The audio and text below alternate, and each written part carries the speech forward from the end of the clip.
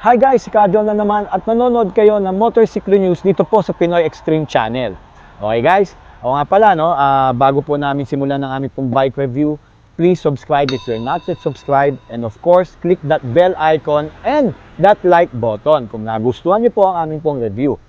Okay, ngayon po, ipapakita namin sa inyo FK Motors. Ito po ay isang Singaporean company who partnered with Ficon Motorcycles of China.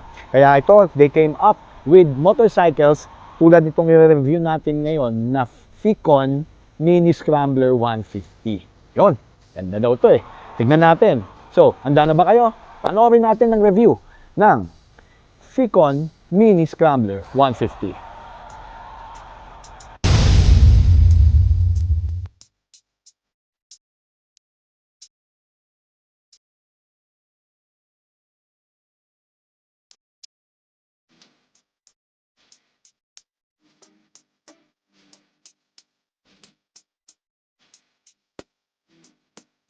Okay guys, pag-usapan na natin ang engine specification nitong Ficon Mini Scrambler. 149cc to na air-cooled 4-stroke na at single cylinder na fuel-injected engine. Meron po itong 12.7 horsepower at 7,500 RPM. Maximum power niya is 8.3 kilowatts at 8,000 RPM. At ang maximum torque naman ay 11 Nm at 6,500 RPM. Ang bore niya is 57.2 mm, ang stroke naman is 57.8 mm. Kaya maganda, okay din naman on paper kahit papaano ang kanyang engine specs. Okay guys, pag-usapan naman natin ang dimensions niya. Okay, ang length nito is 1,785 mm. Okay? Tapos ang wheelbase niya is 1,230 mm. Okay.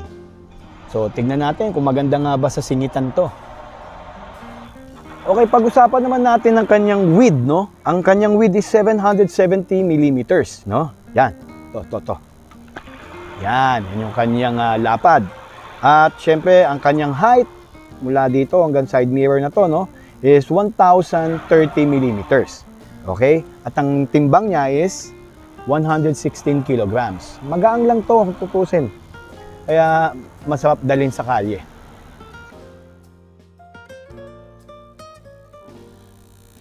Okay, pagdating naman sa kanyang ground clearance, meron siyang 155 mm. Okay na yon. Pwede na sa kahit anong mga subdivision na matataas ang humps. Okay guys, ang kanya namang fuel tank is 8 liters fuel capacity. So, ang malaki na 'yon, no, compared sa mga 150cc's, no, na mga scooters, no. Usually mga nasa around 6, 5. Ito 8 liters. So, malayo-layo na matatakbo niyo dito. Okay guys, sa usapan namang fuel economy nito, no, yung kanyang fuel consumption, nakakuha kami ng around 40 kilometers per liter sa city traffic. Traffic na po 'yon. At saka 45 kilometers per liter naman yung tuloy-tuloy na biyahe, yung sa highway. Tapos kung mimix mo yung traffic tsaka yung maluwag na daan, mga around 42 kilometers per liter nakuha namin sa kanyang fuel consumption. Pwede na, di ba? Tapos 8 liters pa ang fuel capacity. Marami ka nang marating nun.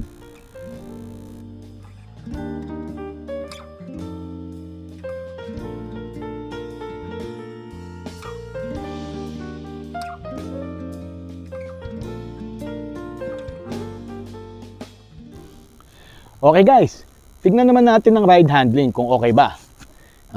Tignan natin kung enough ang power nito sa ating mga streets. Okay? Tignan natin kung mag-enjoy tayo dito.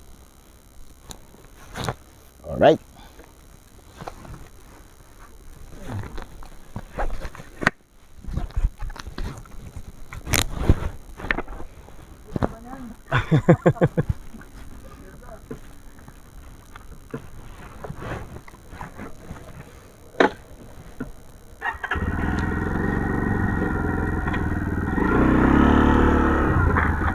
Okay guys, ang unang-una natin gagawin from 0 to 100. Tignan natin kung maka 100. Anong top speed nito? Okay? Hirap pong kunin ng kanyang neutral. Yan, nakuha ko na. Pero guys, ito 5 gears to ang ating pong Mini Scrambler 150. Okay, may bubuyog. Anyways, subukan natin ng 0 to 100, okay? Mahaba po itong daan na to. Okay, let's try. In 5, 4, 3, 2, 1. Go! Todo na to.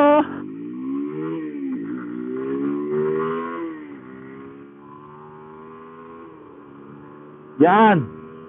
Nasa 4th gear yan. Nasa top gear na po tayo. We're currently at 86. Okay.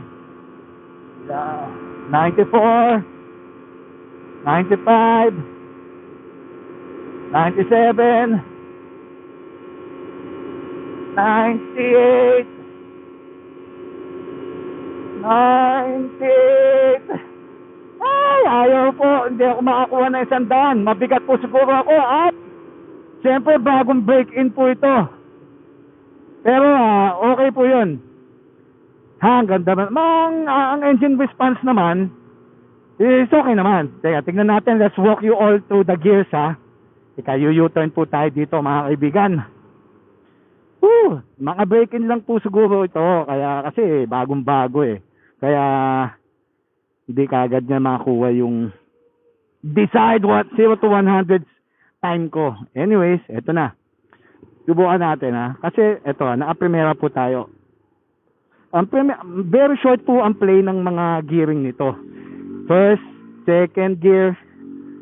Yung third gear lang po, yung medyo mahaba na yung play ng gear, no? Pagdating ng fourth gear, yan, mahaba-haba na po. And fifth gear, yan, dito na po kayong mag-i-stay all throughout. Kasi pag bumaba pa po kayo ng gearing nyo, at sa mga open roads na to, na minsan nagme-minor, is sagad na po agad ang RPM sa gear na yon. Okay? Very short lang po ang play ng nito, bawat gearing niya. Pagdating lang po sa third and fourth gear hanggang fifth. Sa third, medyo mahaba-haba lang ng konti. Pero pagdating na sa fourth and fifth, yun na yung mahaba yung play ng gearing niya sa kanyang RPM.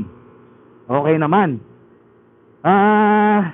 Ang engine response compared sa iba mga 150cc, yung mga standard kasi yun di ba? So kasi mini, I don't know kung it has anything to do about pagiging mini niya.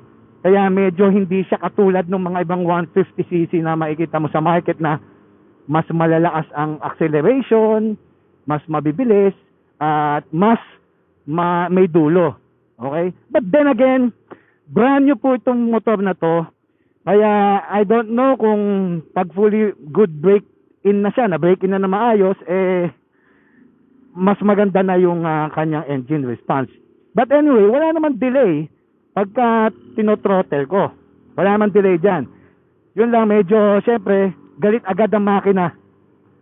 So, mararamdaman mo na talagang umi-effort siya pagka tinotodo mo. Nakita nyo naman kanina, total top speed lang ako ng 198 kilometers per hour. And ang timbang ko po is 180 pounds. Okay, medyo nakayuko na po tayo nun. 180 pounds. Pero, in fairness, kaya naman ito. Kahit mga paahon, kaya naman ito. Huwag mo lang hanapin masyado yung speed dito dahil hindi mo makukuha dun yun. Pero makukuha mo rito yung agility niya.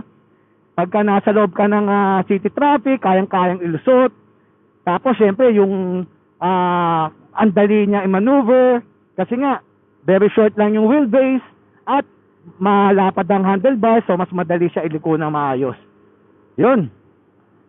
Ano pa ba masabi ko sa suspension side naman, no? Suspension, may pagka-soft ang suspension nito, which is, in a sense, okay na rin dahil syempre pag soft ang suspension mo, mas maganda ang play sa katawan mo. Hindi naman porke nga soft yung suspension alog ka na ng alog sa kalye, hindi. Talagang ibig sabihin talagang designed yung mga suspension nito, front and rear, na matakel yung mga biglang siraan ng daan, yung nabulaga ka.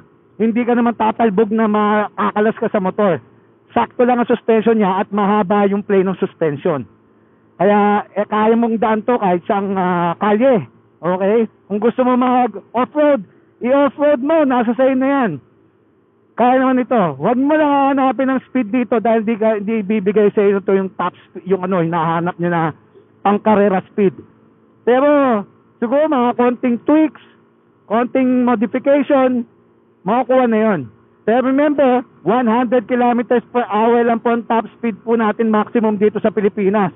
Mas lalo po sa Marilake. Kung pwede naman po, ayos po tayo. Pwede nyo punta dito sa Marilake, mabundukin po yun, marami po kayo mapupuntahan. Yan! Ito po ang review ko dito po sa Scrambler Mini 150 ng FKM Motors, no? Ng Ficon. Okay siya. Itong kanyang ride, handling experience. Rock and roll tayo mga guys. Actually, sobrang enjoy ako. Nag-i-enjoy ako yung maneho tong motor na ito. Wooha! Ciao! Balik na tayo sa studio. Ay, hindi pala. Sa bahay pala. Whew!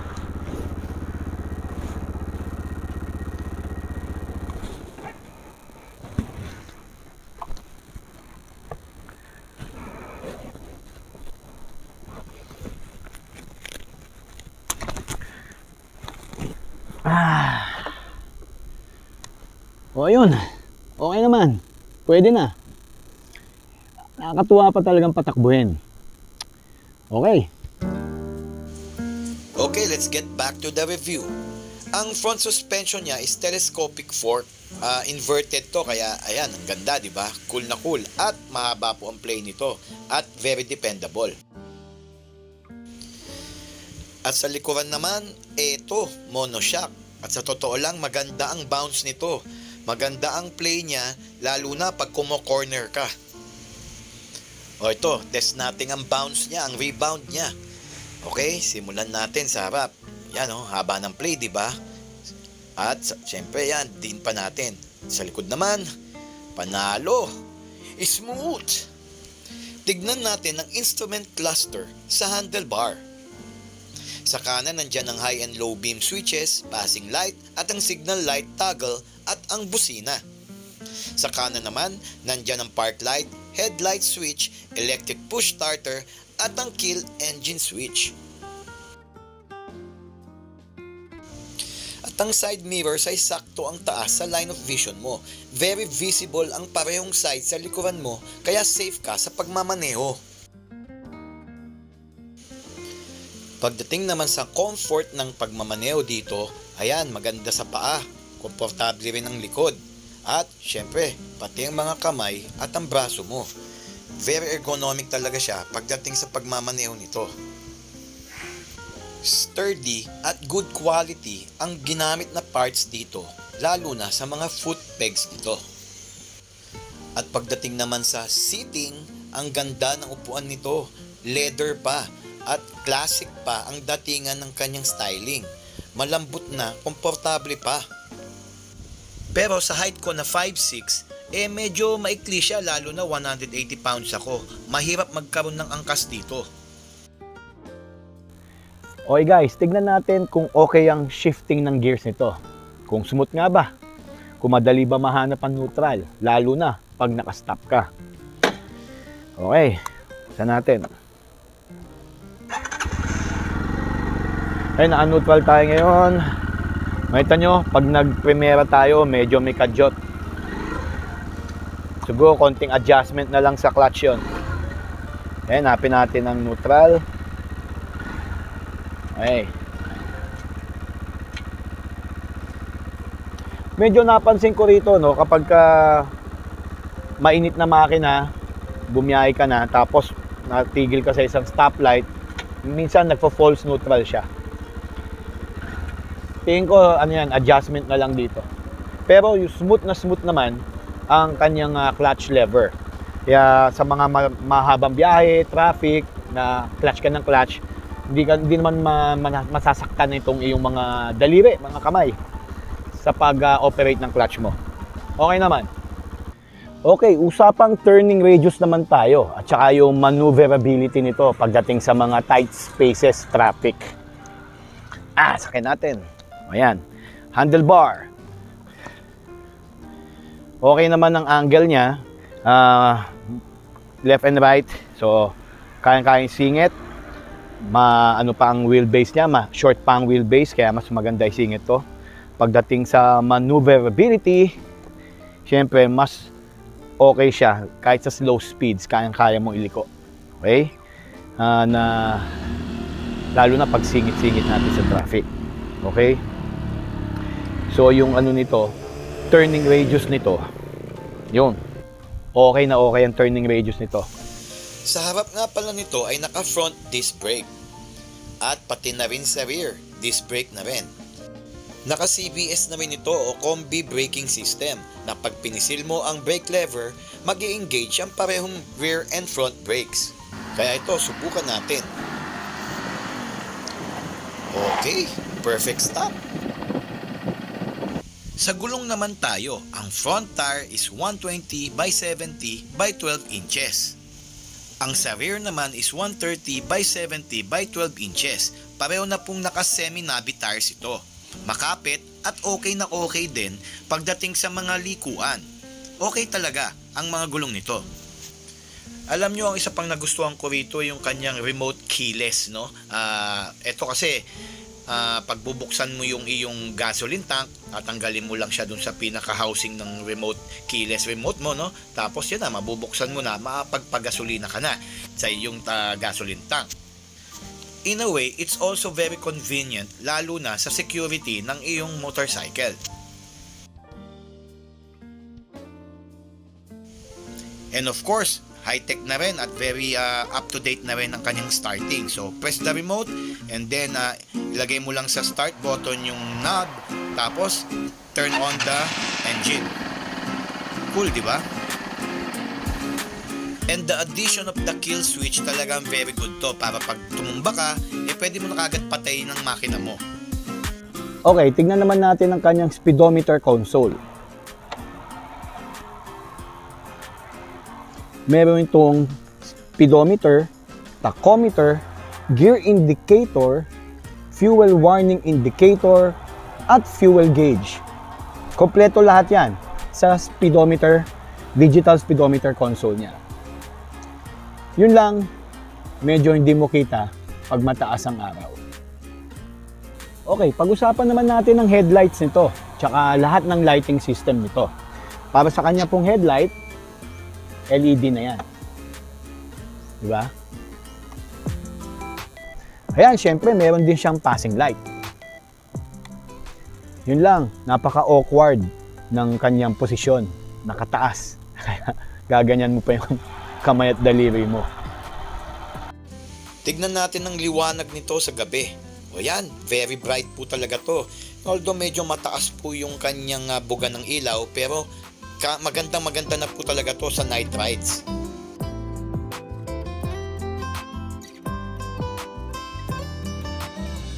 At syempre, ito naman ang kanyang tail light.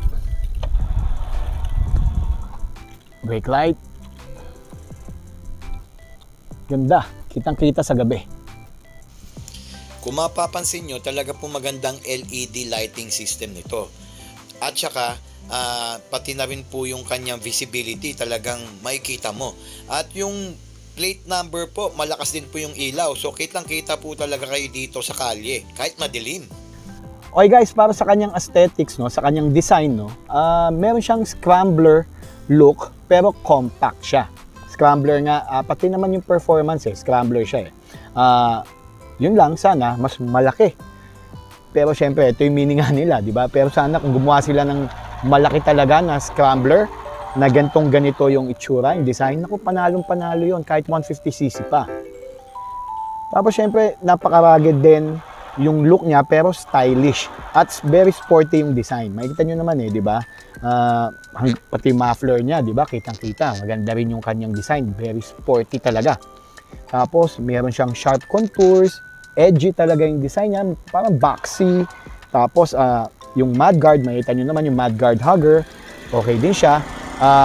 I doubt lang na mabablock niya yung mga putik, yung mga mud, yung tilamsik ng tubig sa dadaanan niya. Kasi yung ganitong design talagang pag mabilis ang takbo mo, talagang madadamay ang likod mo sa mga putik. Pero ang ganda naman na itsura ng design ng kanyang mudguard, no? Tapos, overall, pagdating sa kanyang itsura talaga, gwapo naman talaga itong motorcycle na to, itong mini scrambler na to. Imagine kung pinalaki nila to, yung standard talaga yung size, siguro mabenta to, ang ganda ng itsura eh. Tapos, mukhang okay naman yung makina nito. Okay, pagdating naman talaga sa quality nito, no, yung parts na ginamit, yung mga ginamit dito para sa parts niya, just okay, wala namang tatagal. Kailangan mo lang talagang alagaan. Although maganda naman yung finish, pati yung, syempre, yung paint niya, makita nyo naman, maganda rin. Okay naman siya eh. So, kung may mga papalitan kayo pagdating sa parts, accessories, yun ang question ko. Pupuntahan nyo sila doon sa kanilang main showroom, no? Sa may San Pedro, Laguna. Pero pagdating naman sa, yun nga, overall quality, okay naman. Maganda naman siya, no? Para sa price niya na 79,800 pesos, sana binabaan ng konti para mas bumenta. Pero kung worth it naman. Teka, meron ako listahan dito ng pros and cons na nakita ko dito, no? Bago ko po siya ma-recommend sa inyo. Okay, para po sa kanyang cons, no? Small siya. Meaning nga compact eh. So, pero ibig sabihin nun, hindi lahat pwede maging magustuhan to dahil syempre, di ba, meron siyang makukuhang niche na magkakagusto ng mga mini scrambler. Tapos, solo riding, napakaliit nung upuan. Syempre, although may foot pegs for passengers, ibig sabihin, pwede ka mag-angkas. Mga maliliit na mga built na tao siguro, pwede rito pag mag-aangkas ka. Pero sa tulad ko, hindi kasya si Mrs. Tapos, yung isa pa dito is, syempre, standard bike, walang compartment. Magbabag ka na lang. O kaya pasadya ka na para sa top box. Yun ang kanyang cons. Pagdating naman sa pros niya, syempre, unique ang styling. Ikaw lang makikita na ganito, no? Bibihira kayo na ganito. At syempre, very stylish siya. Maganda talaga yung design. Sabi ko nga, kung pinalaki lang ito, siguro ang benta nito. Ang ganda ng mga, yung ano niya, yung mga contour, yung talagang shape. Ang ganda ng pagkakadesign nito. Tapos, versatile siya. Talagang kahit saan mo dalhin. Tapos, kahit saan, pwede mo idaan. Kahit anong klaseng kalye pa yan. Dahil nga, talaga maganda ang play na suspension nito. Malambot pero maganda, saktong-sakto syempre sa kailangan mo pagdating sa kahit anong kalyeng dadaanan. Kaya very versatile siya kahit saan pwede mong dalhin, no? Tapos syempre magaang pa. Tapos yung fuel efficiency niya, yung nagpanalo nito. Pwede mo talagang gamitin to pang araw-araw, no? Talagang kung ang budget mo talaga sa gasolina is just enough talaga to pagdating doon. Tapos, yun yan, sabi ko, very light and nimble ang handling niya. Para ka naglalaro, talagang enjoy ka dito. It's always fun riding this mini scrambler from Ficon, from FKM. O, yun. So, parts and availability na lang talaga yung question. Pero sabi naman sa akin ng nila na mabibigay naman nila ang parts nito tsaka yung mga accessories, yung availability ng mga kailangan nyo pagdating dito, pagdating sa kanya maintenance, no? So, do we recommend it? Yes, pwede naman, no? May mga magugustuhan talaga to, no?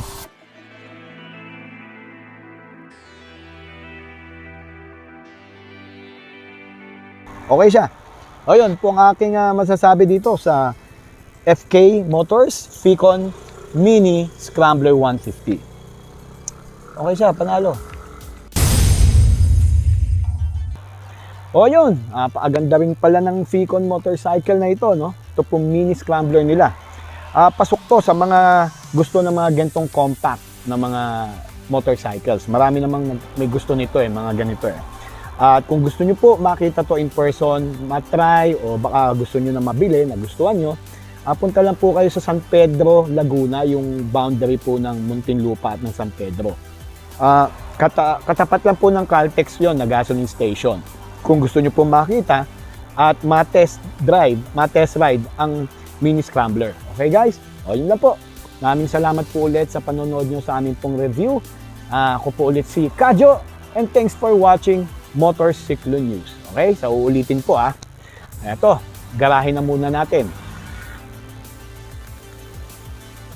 Woo! Okay talaga to.